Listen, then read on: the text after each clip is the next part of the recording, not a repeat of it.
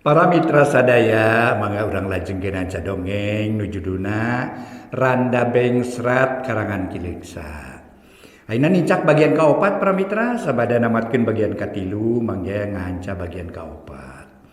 Hatur nuhun ka wargi-wargi Mang Jaya di mana linggihna nu paresno subscribe sareng locengna. Nu paresno like-na pon kitu deui sering komentar. Sering ngabagikeun ieu acara ka wargi-wargi anu sanes. Hatur nuhun, hatur nuhun, hatur nuhun. Mangga para mitra masih kena seueur wargi-wargi teu can uning aya dongeng Mang Jaya cenah ieu. Ayeuna Mang Jayana cenah ieu ngiring siaran. Bubuka wungkul para mitra. Jadi tugas Mang Jaya ngan ngabuka dongeng gitu nya. Nya teu ieu dina waktosna minakan mah preambul pembukaan gitu nya nyebatkeun ieu bagian kasabaraha sareng kumaha daramang kitu maksud sareng tujuan namun alhamdulillah para mitra Mang Jaya tiasa naon teh ningali kaayaan kamajuan teknologi model ayeuna anu mana para mitra kapungkur mah mitra di radio bahoyong tepang sareng Mang Jaya rada sesah. Ayeuna mah di YouTube mah tiap bagian Mang Jaya muncul para wargi kitu. Alhamdulillah sakieu geus kakolotan masih keneh tiasa ningali teknologi zaman ayeuna. Atur nuhun para mitra ka wargi sadaya mangga dongeng urang teraskeun Randa Bengsrat karangan Kileksa dina bagian ka opat wilujeng ngadangukeun.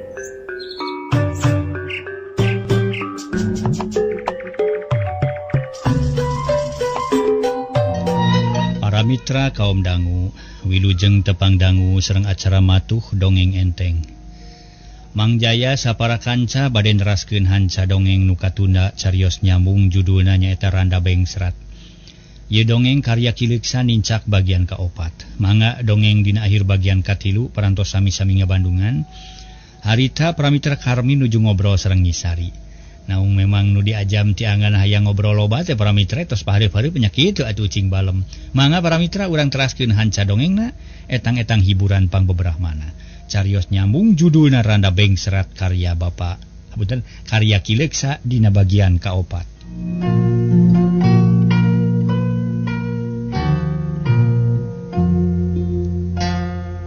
Para mitra kaum dangu nu sami-sami ngabandungan ieu dongeng. Harita Nyisari ngeluk tungkul leungeunna ngurumel ngome tungtung samping. Ari Karmin uyup ayap kana saku neangan rokok tapi mata kanjelu rokona beak atuh ukur manyun we bari hate gegelendeng. Jadol teh rokok-rokok acan ieu. Nah apa-apa teuing ngopan tadi teh lobaan dagang rokok teh nya. Nya ka teu meuli rokok. Kitu gerentes dina hatena. Tuluy leungeunna ngaragambang maksud rek nyokot wajit tapi bet ngagaleong kana gelas regot nginum. Renghap Karmi narik napas panjang hayang geura ngomong rek ngebrehkeun eusining ati. Tapi letah jeung bibir asa aya nu ngarapet hese pisan rek dipake nyarita. Atuh jajantung jadi ratug teu puguh rasa. Lila-lila mah Karmi nekad sabab kapikir bakal rugi lamun eta kasempetan teu dimangfaatkeun. Atuh geus buleud hate mah tuluy ngadehem pok nyarita bari neuteub ka Nyisari. Poh Nyai punten akang teh bade tumaros. Mangga ngajawabna semu reuwas da geus dakeur tungkul. Bupi Nyai laras jenengan teh Sari. Muhun abdi mah pun Sari na make naros kitu. Pan ustos uningan sanes. Nyisari rada wani tapi can wani neuteub lila-lila. Ih sanes kitu maksud akang teh. Pilih lepat margi ari jenengan teh seueur nu sami. Nuhun ari sangkan akang leres matang tos moal asa-asa margi. Karmi bingung keur nuluykeunana naha rek dinyaritakeun naon. Aya naon margina? Oh, kieu Nyai akang rumaos ti sonten keneh tos nutur-nutur ka Nyai. Malihan mah waktos Nyai ngagaleus hati oge. Ku akang teh tos diintip-intip nanging tadi mah teu wantun da isin sareng sieun aya nu nyeuselan. Isin ku saha sareng sieun ku saha? Oh, Nyai, kapan tadi ge buktos ning ka sieun akang teh teu nyalahan. Da geuning di jalan aya nu megat, satu mirja teh saleresna. Akang mah janten hariwang bilih di jalan aya nu megat deui kitu. Karmin beuki wani nyaritana atuh jadi lancar ayeuna mah. Da katara Nyisari ge jiga nu panasaran hayang ngajentrehkeun eta masalah. Teu kedasar emutan Kang da Kang Mirja mah sanes naon-naon, moal matak naon-naon da abdi ge teu naon-naon. Geuning tadi aya naon-naon. Karmin seuri leutik. Eta mah amon sorangan pedah ti payun kantos sasarengan ti Sumedang ka bahkan asem. Oh jadi sanes bicara ge nya eta teh. Sanes dengan ukur wawuh hungkul. Ngan kapun bapa mah tos kekenalan da pugu sok sering kabunut. Oh si Mirja teh urang bunut kitu. Sumuhun urang bunut. Panawi teh urang dieu hanas tos sieun akang teh bili aya nu megat di jalan. Ari kitu mah kahartos atuh. Taina akang teh wali wakca walaka supados kahartos ku nyai. Dupi nyai teh masih keneh lagas. Cek Karmin sakaligus nanyakeun eta meuni togmol pisan pramitra. Kulantaran manehna hayang jentre. Nah, da abdi mah teh acan ngemutang anu kitu. Anu leres. Teu percanten taroskeun kapun bapa. Percanten akang ge. Nuhun ari kitu mah. Ayeuna akang bade naros. Kumaha pami enjing bade nepangan deui ataha bade ditampil sawa moal. Cek Karmin panoneuteub kanu geulis. Mangga we da abdi mah tara ka mana-mana diantos ku abdi. Jawabna bari imut. Cirining atoh sarta daek narima ka Karmin. Atuh meuni nyeblak nempo imut nyi mojang teh hate Karmin deg-degan. Nuhun atuh nyai tangtos enjing bade nepangan deui. Dupi ayeuna bade meuli. Bade nanging kumaha atuh nya sieun dipegat si Mirja. Kula mah atuh dalalega di dieu oge. Mangga nuhun atuh nyai. Karmin meuni surak hatena. Sabab eta nu dipikah hayangna oge tapi hate rada aringgis bisi kumaha onam. Nanging punten da di dieu mabatan sakieu Kang sagala rupina ge awon moal nyugemakeun. Ulah ngapeskeun salira nyai komo di akang malangkung ti awon. Tos ulah nyaur-nyaurkeun kitu mending ge teu kebat nyaritana jajantung kalah ratu da teu wani po. Mending naon Kang? Teu wantun ngedalkeunana enjing we lah. Ih geuning kitu nya aya pamegat elehan teuing. Karmin ngaheab hatena. Mung ari disebut elehan mah. Atuh jadi teu geuna cicing rek wakca balaka berat ku bibir. Ari henteu lebar ku waktu, ari rek pok pisan sieun kadengeun ku kolotna, da kamar sarena teh teu jauh ti dinya. Akang bade wakca nanging aya syaratna nyai. Naon syaratna kitu? Nyai kedah ngalih ka dieu sing caket atuh urang ngaharewoskeun. Alim sok saurkeun we sing tarik. Teu berat bilih kadangu cak-cak bodas. Da cak-cak nage di dieu mah rideung. Oh cak-cak hideung sok comel lah. Sok bebeja ka baladna nu barodas, da kumaha kitu pami palai terang ka dieu. Nyi Sari gogodeg ari Karmin keukeuh teu wani nyaritakeun. Da hayang diharewoskeun tapi lila mah kapaksa ngelehan. Manehna nyarita lalaunan. Kumaha pami akang nu ngalih ka caket nyai? Mangga asal enggal ngaharewoskeunana. Karmin seuri bari unggul. Jung nangtung lalaunan katayep leumpang meuni teu sirikna jengke. Da sieun kadenge ku indung bapa mangkaning boro-boro nu leumpang dina palupuh dalah sora amekan ge. Asa tarik kadengena kawantu wanci janari sepi jempling. Nyi Sari hatena deg-degan lantaran Karmin beuki deukeut. Rek ngaharewos ka manehna korsi panjang nu didiukan asa euneuk-euneukan. Akhirna Karmin nepi ka nu dijugjug barang rek gek diuk kolomerang seeng katinghang kaleng. Puguh we Karmin meuni ngarempod. Gancang pindah deui ka urut tadi di barung ku jajantung anu ratug. Nyi Sari reuwaseun beungeutna sepa. Terus melong ka dapur. Karmin nya kitu keneh. Neuteub seukeut ka lawang dapur ari torojo si ucing belang. Terus disada eong-eongan puguh Karmin meuni kekerot nahan amarah. Amek pacampur jeung hayang seuri. Ih jadol teh ucing kejul sia. Hate Karmin ku kulutus bari diuk ngabaheuhai. Atuh cios Kang sieun ku eong. Nyi Sari teu kuat ku piseurieun ampir-ampir ngagik-gik nyengserikeun Karmin. Harianeun si empus ngaganggu kana kalancaran tugas. Ucing saha nya itu teh? Kagungan? Muhun kukutan maolot. Saha maolot teh? Mun tadi ngantir nonton abdi. Oh, ari mangorana di mana? Apan tadi nu ngaung acu kabaya hejo eta teh pun biang. Ari nu sepuh pernah naon atuh saleresna? Saleresna mah teh punini. Jenenganna mah Ijem pangna nyebat kitu teh datos ti alit abdi masok nyebat wae emak kanini teh. Karmin unggut-unggutan tapi hatena masa nyana teu perlu nyaho ka Ma Ijem. Nu penting mah niatna kaganggu ku sakadang ucing. Ari rek balik deui kana korsi panjang bet jadi era ku Nyi Sari, tungtungna ngahuleng handeueuh teu hasil maksud. Pilih bade kurem tuh di kamar itu Kang. Cek Nyi Sari bari nunjuk ka kamar nu memang geus disayagikeun. Da can tunduh pamitiasa mah urang ngobrol we dugi ka subuh. Rupina sakedap deui siang da teh tos janari geuning. Cek Karmin dariana keur manehna teu hayang sare. Sabab sieun kabeurangan. Kitu sae atuh abdi mah ngiringan we. Tungtungna para mitra Karmin jeung Nyi Sari nuluykeun ngobrol. Beuki lila beuki loma dina nyarita teu asa-asa malah jiga nu geus wawuh lila. Karmin kacida bungahna lantaran tujuan hasil geus bisa ngawanohkeun Kanyisari nu diincer ti sore kene. Gancangna carita waktu ngagayuh ka subuh hayam jago raong kongkorongo. Hawa beuki tiis angin subuh meuni nyecep asa nyerep kana sumsum balung. Atuh meuni murungkut Karmin teh teu kuat ku tiris. Kana ngobrol betah keneh tapi sieun kaberangan tungtungna Karmin amitan Kanyisari pokna teh. Nyai akang teh sanes teu betah sanes teu sono tapi akang teh sieun kaberangan kapaksa bade amitan we. Gampil enjing ka dieu deui. Mali upami nyai kersa baris ngalogokan saminggu sakali ka dieu. Kumaha atuh Kang da pun bapa sareng pun biang karulem kene abdi mah teu wantun ngageuingkeun. Padang kewa tuh pasti siang Kang. Ceuk Nyisari nyanet Karmin. Isina di wangsul beurang malah bila aya itu ieu. Saurkeun ka tuang Rama akang saja wangsul heula kitunya. Karmin cengkat geus hayang geraji bisi beurang manten. Nyamang ari teu kaeng dicanet mah, Nyisari ge cengkat. Tuluy nuturkeun nepi ka lawang reg duanana areureun. Karmin harita teh malik bari neuteub Nyisari melong teu wani ngomong, gep leungeunna dicekel ku Karmin karasa aya nu ngageter, surser ka sakujur badan. Mata keranyut jajantung ngageterkeun getih ngora. Nyisari nu dicekel cicing bangun merean atuh Karmin beuki wani. Tapi keur kitu teu kadenge anu ngareket di kamar Mang Ading, sigana mah kuliat bari cengkat tuluy turun kana palupuh. Karmin ngarengkog deui tuluy ngaharewos ka Nyisari. Pileuleuh ya Nyai enjing tepang deui nya. Mangga Kang wilujeng angkat, bangun haneueul. Jerut Karmin turun kaburuan hawa subuh beuki nyerep kana kulit. Meuni nyecep ka mata kabulusan. Tapi teu leuwih pikiran gedig leumpang rusuhna keur dahayang buru-buru jauh ti imah Nyisari. Anya akal peuting teu sakedeung pisan asa karek bieu bet geus subuh deui tapi peuting isukan bisa ka dieu deui da moal aya nu ngagokan. Ceuk hate Karmin bari jongjon leumpang. Jalan nu disorang masih keneh nanya Karmin ngahaja make jalan nu berasna ka Cikadu. Ngarah deukeut jeung ulah patepung jeung balad Mirja. Sabab Karmin tetep sieun bisi aya nu megat di jalan.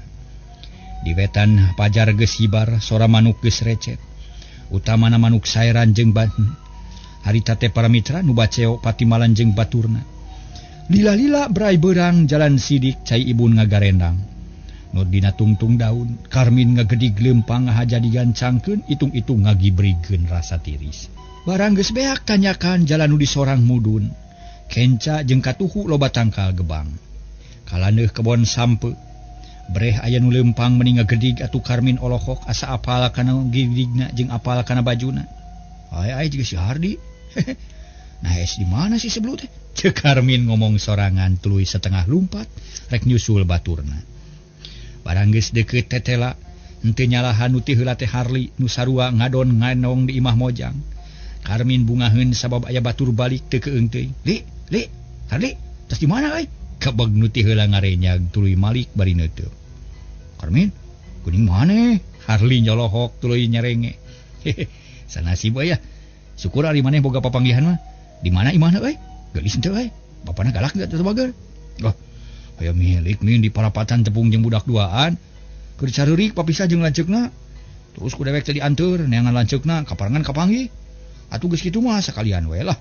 Babanohan tungtungna mah. Nyanggut min. Ceuk seur Harli bari seuri. Jeung ngarasa reueus atuh Karmin ge milu bunga. Tuluy ngahuleng ngaleng Karli. Ngajak nuluykeun lalampahan bari pok ngomong. Nya syukur atuh aya milik malih nu matak ceuk dewek kudu mencar ulah sok hayang babarengan wae. Keun isukan urang teang deui ka dieu. Da dewek mah geus janji rek ulin deui, inung papana ge bagur euy. Ceuk Karmin agul. Akur atuh ya, urang teang deui isukan. Dua sobat laleumpang para mitra meuni ngagandeung taya karingrang. Dijajabkeun ku soradang daunan. Puntenna ieu teh maca teh lepat wae. Dijajabkeun ku suara manuk nu recet teu repeh-repeh, angin leutik ngahilibir nebak kana dang-daunan.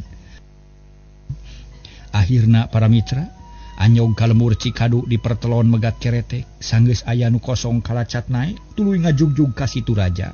Sora sapatu kuda plok-plak keretek ngagurudug maju ngaler.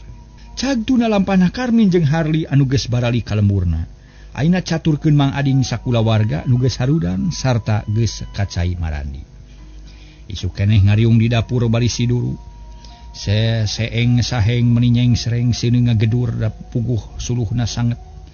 Harita Mang Ading kerung inget ka semah nu teu kanyahoan balikna.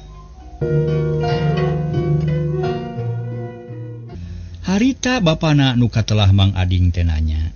Sari waya kumaha balik nari Jang Karmin. Tadi dur bedug Pak. Nah rurusuhan teuing cenah. Era kaberangan cenah. Nya kajeun atuh ari kitu mari eta maneh daek mun kawin ka Jang Karmin. Sabab manehna teh tang tu aya kahayang dari teu aya niat mah moal nyabet daek nganteurkeun. Nyi Sari teu nemalan kalah ka Jongjon mulak-malik beuleum opak. Heurin kuletah rek nyarita da puguh karek harita ditanya kitu ku bapana.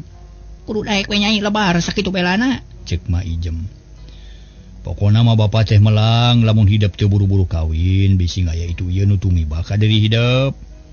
Pek ayeuna mah geura pikiran sing nya-nya da hidup teh geus sawawa, kahiji bapa teh geus sayang mangku incu. Atuh kaduana geus sayang aya nu ngabantu tina urusan pangabutuh sapopoe. Saterusna ataya salah. Nah, da ayeuna mah geus meujeuhna kawin geus leuwih ti 17 taun. Ta eta nu jadi dadasarna ditambah deui ku ayana Jang Karmin anu sakitu belana. Atuh bapa teh beuki teteg hate beuki buleud kayakinan yen hidup teh geus mangsana boga salaki. Nyi Sari tetep teu nemalan asa susah ku pijawabeun. Eta ge ngarti kana naon-naon nu diucapkeun ku bapana, tapi pikeun manehna mah urusan kawin teh asa can meujeuhna. Masih kene resep ulin, hayang kene abrul-abrulan jeung babaturan. Jawab atuh nyai kadinya ngarah puguh mikiranana. Nah daek atawa henteu, mun daek buru-buru di bahan-babahanan.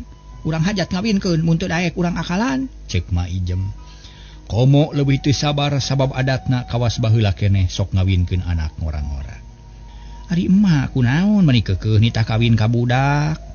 Keuneh sinawar geula ulin, ulah rusuh teuing dikawinkeun teh. Kuring mah teu panuju sabab karasa ku kuring sorangan dikawinkeun ngora-ngora teh. Ripu Kang Ading deui teu boga pikiran babari pisan ka olo. Cing atuh sing panjang ingetan, sing jauh amahan, ulah cepet teuing pikiran, cek Bisar mah indungna Nyi Sari. Saeutik ge teu satujueun mun anakna buru-buru dikawinkeun. Ih, ari maneh Sar mah sok nganyanyahoanan ka kolot barina oge. Ulah sok kitu lalampahan teh pamali. Eta teh adat kolot geus turun-temurun. Geus aya ti baheulana. Ti nini akina, budak awewe mah 14 tahun geus meujeuhna dikawinkeun. Ulah kolot-kolot teuing bising jadi parawan kolot. Cik Ma Ijem meninong trowel norolang keukeuh we make adat baheula. Teu satuju kuring mah emah lah moal rek ngawariskeun kasangsaraan ka anak. Peupeurieun kuring atuh. Cik atuh nu jadi anak masing sebeuheun heula ulin. Teu kudu sieun da lalaki maloba jaba anak kuring mah teu goreng-goreng teuing. Malah moal salah mun disebut geulis ge da ngalaka indung atuh. Cek Bisar mah bangun reueus jeung sanyana. Anakna boga rupa teu eleh-eleh teuing ku batur. Meninggal maneh na turunan ti saha maneh teh Sar mah? Pan turunan ti kami keneh. Cek Ma Ijem gumeulis hatena reueus. Ina kalah kapar bucatur tanpa bukur. Kawas lain kolot wala lampahan teh era atuh ku batur. Teu kudu dibaca wae urusan anak malah teu kudu. Da batur ge geus nyarahweun, cek Mang Ading bari ngasurkeun suluh ngaraseunna tetep gede. Nya ari geus ngarti mah atuh naha, teu kudu loba kasieun. Kuring mah teu panuju yeuh mun si nyai dikawinkeun ayeuna-ayeuna. Sabab geus karasa ku kuring pribadi atuh kaduana inget kana papatah Nyi Kuwu. Bisar mah leuleuy deui nyaritana. Di papatah naon maneh teh ku Nyi Kuwu teh kitu? Ma Ijem baeud. Yeuh mah kawin teh lain sataun atawa 2 tauneun tapi keur saumur hirup. Tah kulantaran kitu samemeh perak ngawinkeun anak kudu diperhitungkeun heula sing asak. Umur budak kudu bener-bener sawawa, ulah waka dikawinkeun lamun can leuwih ti 20 taun. Atuh lalakina kudu geus 25 taun kaluhur. Sarta kudu diijir kamampuhan dina rumah tanggana. Ulah padu ngawinkeun bisi mopo di jalan. Memang ari ngijir kana lahir mah si nyai teh geus gede, geus sawawa, geus meujeuhna dikawinkeun. Tapi sing inget anak urang teh resep keneh ulin. Can tembong kadewasaanana masih keneh ngabutuhkeun luang jeung pangalaman pikeun bakalna rumah tangga. Jadi nu kudu ditilik teh dewasa lahir jeung dewasa batin ngarah kuat jeung saimbang. Lamun leutik keneh dipaksa kawin engkena bakal ripuh. Sabab ari budak anu can dewasa mah boro-boro ngurus anak, ngurus dirina ge can bisaeun. Ceuk Bisar mah meninorolang bakat ku hayang tandas. Wah, geuning kami ge jeung maneh teu naon-naon. Bolotot we anak mah teu matak jadi bang balu da geus kitu ti luhurna barina oge. Ma Ijem ngabantah we teu satuju kana usulna Bisar mah. Ih ari emma nya sok mawa karep sorangan sagala-gala teh. Baheula mah baheula beda deui jeung ayeuna geus puguh ku kuring ge karasa dikawinkeun ngora keneh teh ripuh nu akhirna timbul rasa cangcaya yang hareupan hirup teh loba kasieun sabab segala rupa gumantung keneh ka kolot jeung ka batur.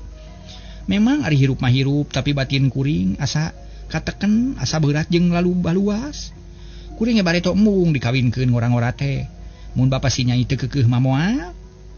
Beungeus-beungeusna kalah mamawa ka jaman baheula barina oge, Mang Ading baeun. Sabot kolot pacenta-centa Nyi Sari ngolesed ini. Bus ka kamar goledagna goler reupereum da puguh tunduh. Sabab sapeuting jeput teu sare pisan, inung bapana nu parabut catur teh teu digugu, omongan ninina ge teu dipikiran.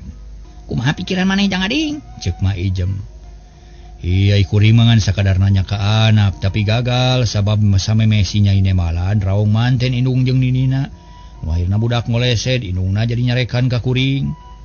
Ih, jadi kolot mah ulah sok babari elehan yeuh, kudu kuat jeung gede wawanen. Pindah kurek eleh kudu sakitu. Kudu kuat ari boga kahayang teh. Kudu sieun-sieun beurina oge. Mak Ijem ngahatean ka Mang Ading. Ih ari emma meuni keukeuhnya urusan ngawinkeun teh teu kudu pipilueun mama yeuh sabab nu boga tang hak nangtukeun ge kuring jeung salaku indungna jeung nu jadi bapana. Cicing we mama barina oge. Bisar mah jadi ambak lantaran indungna keukeuh nyekel pamadegan baheula. Ah, kajeun kumaha karep atuh. Ari teu beurang diomongan ku kolot mah. Mak Ijem punung leos indit bari ngelek boboko rek kapancuran. Sajongjongan mah bisar mah jeung Mang Ading teu ngaromong. Mang Ading ngahulang mikiran omongan pamajikanana. Memang aya benerna da kumanehna ge kaharti. Harita ge para mitra sadaya, tapi ari ras inget kana kahirupan manehna ayeuna bet kacida waluratna. Butuh pisan ku pangdeudel ti pihak sejen hijinya jalan si Cikala kudu buru-buru dikawinkeun. Ngarah Bang Baluh rada ngurangan aya nu mantuan usaha. Geus Kang Ading ulah kamikiran ujah si nyai barina oge. Ah batur rusuhan teuing da geus waktuna geus kudu dipaksa ku kolot. Cek bisar mah ngamimitian deui nyarita. Hari manehna tadi mah hayang neangan pijalaneun we geusan mereskeun kahirupan urang nubatan sakieu. Coba pikir kumanehna boga sawah saeutik hasilna teh sabaraha ari parabaneun loba. Beuki dieu beuki berat lamun teu buru-buru neangan cara pikeun memeresna meureun kahirupan urang teh. Bakal leuwih peret hirup teh sabab beuki lila beuki berat. Tapi lamun si Cikal buru-buru dikawinkeun bakal anu ngabanyel-banyel. Sarta anu mantuan usaha saeutikna oge meureun si Cikal mah teu kudu diparaban we ku urang kitu lantaran nguturkeun salaki. Tak kitu. Jadi perhitungan akang teh demi kapal hadinya tapi ka pikir kumaha na kapikir atawa henteu. Kaharti ku kurang eta pinaha teu karunya kitu ka si nyai dipapaksa sina kawin. Nu baka mangih lalakon cara urang. Sabab ku kuring ge geus katoong mun lalakonna cara kuring bareto kadina ge moal beda kitu lalakon teh. Jadi pokona mah lah pasti ripuh cara kuring ayeuna sabab dikawinkeun bari can nepi kana waktuna kitu tah. Wah urusan ripuh jeung senang mah lain urusan urang sabab anu kumaha kawasa. Pasrahkeun we ka Allah nu Maha Kawasa nu ngatur kahirupan manusia. Nah make leutik teuing hate ulah cupat pikiran da rezeki mah aya nu ngatur. Geus pasti sing saha jelema nu gumelar ka alam dunya dituturkeun ku rezekina. Kitu tah Mang Ading bisa pisan nempasna.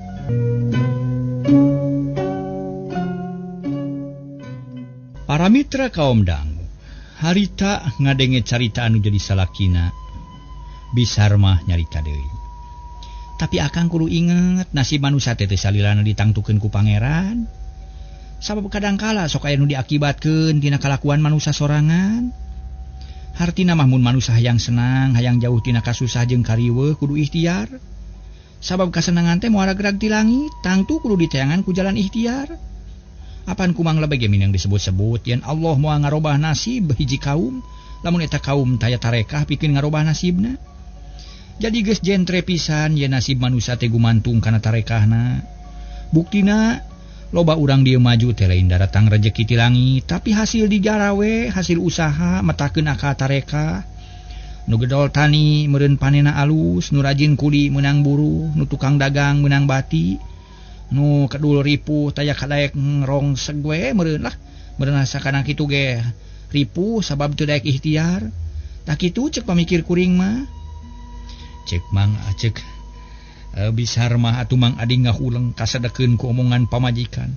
Sabab manehna ge sorangan sok ngadengekeun kana khutbah na palebe. Atawa sok mineng ngadengekeun pangajian-pangajian da memang kitu. Urusan kasusah urang ayeuna ulah dikaitkeun deui ka anak. Sabab mun dipikirannya pikiran akang museur kana urusan kasusah ayeuna ngandung harti si nyai terek dijual. Pikeun nutupan pangabutuh urang tah kulantaran kitu kuring mah bekitu panuju we kana niat akang teh. Manggeusar mah lah akang rek mikir heula. Sing panceg gayakin teh Kang ulah kabawa pusakaba-kaba. Soal lalaki nu unggah ka imah urang eta mah biasa da baongan di urang bet aya awewe. Kadalikeun masing apik pikiran sangkan si nyai bisa milih kalayan taliti. Urang bere kasempetan ku urang pikeun neangan pisalakieun meunang milih sorangan. Ari pikeun kuring mah kasaha sage perak wae asa jenisna sukaeun sarta anak urang ridoeun. Ditambah ku silih pika cinta nu nya-nya sakitu we sarati kuring mah. Kumaha mun kajangkar mindaekeun sarta si nyaina sukaeun. Halangan ulah waka dikawinkeun ayeuna. Melang we bising kacilakaan. Ping sing bener anak urang teh kadalikeun sing pageuh. Ulah cangcaya teuing sabab mun kasieunan teuing kalah sok cilaka. Sarmah naon Kang? Bisar mah mencrong. Saan mabatahan maneh? Da sasarina mah tara norolang kitu ngomong teh. Cek Mang Ading beuki kasadekeun. Ieu Kang Ading ulah nganggap remeh ka awewe sabab manusia mah taya nu leuwih taya nu punyul. Teu kudu heran, da pangeran mah mere ilham jeung mere kakuatan ka unggal makhluk. Pangna kuring bisa nyarita kitu bakat kunyaah ka anak, hayang ngabelaan anak. Bisi ngalaman jiga kuring, ta eta dasarna mah. Di guruan ku pangalaman sarta diwuwuh ku rasanya jeung asih ka anak. Para mitra keur kitu jebul mah ijem datang jempat anu ngomong teh jarempe. Urusan nyisari ngabuntut bangkong saeutik can aya putusan. Mang Ading can ngelehan ari bisari keukeuh nyekel pamadegan. Ieu sarmah dengekeun, kami rek ngomong. Ujug-ujug nyarita kitu we mah ijem teh. Cag nu naboboko tuluy diuk gigireun anakna. Manggeus lah mah paling urusan tadi bisar mah teu ngawaro. Dengekeun heula kami terek nyaritakeun pangalaman batur. Nu bisa dipake ngeunteung ku urang. Mun maneh hayang ti berasare dengekeun omongan kami. Urusan percaya jeung henteu mah prak masarahkeun da maraneh geus kadolot. Ngaya naon kitu mah balik ti cai ujug-ujug nyarita kitu we. Kieu sarmah tadi di cai loba nu ngomong yang di lemur urang teh aya nu cilaka. Peuting tadi aya nu ngampihan lalaki akibatna anak Mang Sanib kacilakaan. Lalakina kabur turun ti imah teu bebeja. Sarta ayeuna keur pada neangan tah kitu sarmah pek pikiran kayaknya. Bisar mah jeung Mang Ading ngarenjag. Ras inget kanu jadi anakna nu peuting tadi kaanjangan ku Karmin sarta balikna teu kanyahoan sabab subuh keneh geus ini. Nanya anta teh mah bisar mah beuki reuwaseun. Da maneh mah percaya keneh ka batur batan ka indung teh. Ieu mah nanya mana hanya ana teu bohong eta beja teh ti mana datangna. Nah ti jalma bener atawa ti jalma purang rahul. Bising kurang percaya tanyakeun ka Kajang RT tu ayeuna keur pahibut nguruskeun. Bisar mah panasaran kojengkang kalawang dapur. Red kalaneuh nyawe aya nu keur ngariung malah loba barudak sagala didinya. Atuh mending ngahulang bisar mah teh jantungna ratu loba kamelang jeung kahariwang. Jung danyakeun kalaneuh di tepungan Pak RT, cek Mang Ading memeh. Manehna ge hatena mah teu geunah rasa. Bisar mah ngaleos tuturubun muru kanu ngariung. Barang geus tepi tuluy tatanya, tetela beja nu katarima taya bedana jeung nu kabawa ku Mah Ijem. Ya Allah, palang siang anak aing ge. Bisar mah teu kebat ngomongna tuluy balik deui ka imahna. Nepungan Mang Ading anu geus nangtung pipireun di dapur. Kumaha cenah mana aya naon peuting deh ngarariung kitu. Nyaan sakumaha ceuk mah anak Mang Sanib kapalingan. Tu ayeuna keur ngading diut we ceurik. Bisar mah hari beus-beus hatena jadi tagiwur teu puguh rasa. Palang siang. Mang Ading teu kebat nyaritana tuluy abus ka imah menirusu. Brug-brug leumpang dina palupu. Muru ka kamar anakna dituturkeun ku bisar mah nu sarua melangna. Nyai nyaring heula sakedeung buru-buru hudang aya penting. Cek Mang Ading bari nyingkapkeun hordeng. Korejat nyisari hudang tuluy ngadengen nu gageroan bangun rusuh. Jung nangtung bru rubuh deui da puguh lieur keneh sarta panon can sidik kana tincakeun. Gila launan atuh, pek tegerkeun heula lanan. Atuh da menirusuh Kang Ading mah mun jeung kira-kira ari ngageuingkeun teh cicing heula nyai tong waka hudang barin oge. Bisar mi nyampeurkeun ka anakna tuluy dicekel peupeuteuyanana. Aya naon kitu mah kahuruan atawa kumaha? Cek Nyisari bari gigisi. Henteu teu kahuruan sing teger we ulah reuwas-reuwas. Sanggeus kumpul lembutan Nyisari bijeu ti kamar. Gek diuk di tengah imah kitu Dewi Sarmah jeung Mang Ading. Malah mah ijem ge nuturkeun tapi teu loba omong ayeuna mah. Harita Nyisari nanya, aya naon ieu teh mah nu sanyana? Kieu nyai ieu teh mah ngadenge beja ti Pak RT. Yang di lumur urang anu kacilakaan sarta ayeuna keur diuruskeun kudu wajib. Malah nu cilaka ge ngading diut we ceurik ceuk Bisar mah. Yakeun wae nu cilaka mah tuh mah make ngageuingkeun kuring sagala. Nyisari rada keheuleun sabab keur tibras sare diganggu. Ieu mah cilaka ge beda deui jeung nu biasa nyai. Ieu mah anu kaleungitan tapi barangna aya. Teu puguh teuing keur naon maka disebutkeun leungit ari barangna aya mah. Eta mah jelema lieur menurut mah. Nyisari beuki ambekeun. Tuluy cengkat rek abus deui ka kamar nuluykeun sare. Tapi Mang Ading ngerikat ngajewang leungeunna bari nyarita. Ulawa ka init nyai bapa aya tanyakeun. Dengekeun sing tenget sabab aya hubungan jeung kapentingan maneh. Kumaha teh Pak indung jeung bapa menitanya nu benernya. Aya naon atuh sanyana meni matak bingung. Nyisari diuk deui. Pikiran nyai geus teteg atawa acan, mun can teteg si beungeut heula ngarah ka hardi. Ti tadi ge geus teteg pikiran kuring mah Pak, ngan beda nu dibawa ku emak teu mata ka harti beja naon teh kitu. Kieu anaking. Ari bapa jeung emak teh ngarasa melang bisi hidup kacilakaan sabab batur ge anu kajadian kitu. Cing bapa rek nanya ari tadi Jang Karmin sare di mana? Mang Ading neuteuk. Nah da teu sare. Hah? Teu sare nagawe naon wae? Mang Ading beuki reuas curiga ka anakna. Heuh sia nyai. Sieun naon wae atuh meuni teu hees nyieun naon? Kumaha itu nya? Nyisari beuki bingungeun. Jawab sing jujur naon dipilambah ku maneh jeung si Karmin. Awas ulah nyumput-nyumput nu teu bener. Dawa lahir ge bakal kanyahoan. Bapa mah teu hayang ngadenge boga anak beunang diga. Artina mah lah digampang ku jalma saliwat. Cek Mang Ading dari anak keur nyarita bangun anu hariwang pisan. Atuh geus ngadenge kitu mah Nyisari ngarti nya seuri leutik tuluy ngajawab. Oh eta nu dimaksud ku bapa teh sing percanten atuh Pak abdi mah da teu milampah lain-lain. Tadi mah Kang Karmin dititah sare ka kamar teh teu daekeun. Sieun kabeurangan manehna ngajak ngobrol nepi ka wanci subuh. Kang Karmin teu daekeun milampah nu lain-lain, estu sopan jeung nyaho di tata krama. Tah kitu Pak. Abdi nerangkeun sajujur-jujurna bumi langit jadi saksina. Cek Nyisari kalawan tenang. Henteu ngarasa reuas. Teu sieun ayeuna mah atuh ari kadenge kitu mah regreg hate Bisar mah jeung Mang Ading teh kitu deui mah ijem. Nya syukur ari nya kitu mah bapa mah percaya kana omongan hidup. Bapa teh reuas bisi hidup ka bawah ku sakaba-kaba nu akhirna matak wiwirang jeung matak cilaka. Nuhun ari teu naon mah nuhun. Mang Ading ngareret ka Bisar mah nu direret narik napas jero pok nyarita. Nyai pikeun mupus ka hariwang jeung sangka anu lain-lain ayeuna marek nanya. Sarta ku hidup kudu dijawab nu sajujur-jujurna. Kumaha sikap hidup ka Jang Karmin aya pikir kadua leutik ka manehna teh? Nyisari ngeluk tungkul para wargi teu wanieun balaka ari ditanya kitu. Jajantung Nyisari ratug teu bisa ngajawab, teu bisa nerangkeun ka indungna.